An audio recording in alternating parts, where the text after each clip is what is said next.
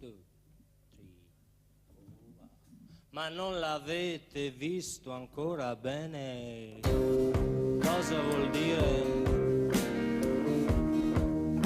Bambino sputato dal centro di una guerra in un cortile, in un palazzo a 5 piani, più o meno senza sole, cercare tra la neve le sue prime parole. Ehi, ehi, ehi, ehi. E i ragazzi italiani già venivano su.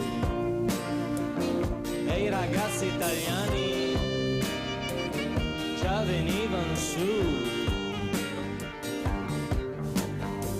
Mio padre a quel tempo aveva i baffi e un'automobile a carbone e girava il mondo con gli amici, lui girava da padrone.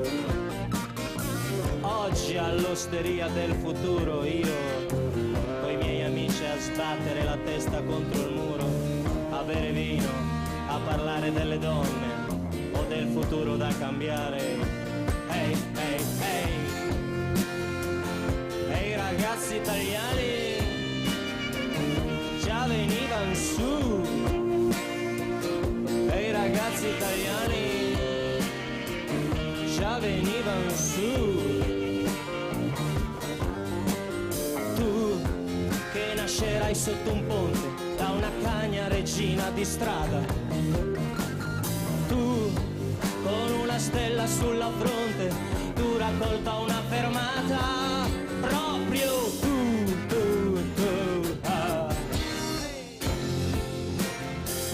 Fra i ragazzi italiani ci sarai anche tu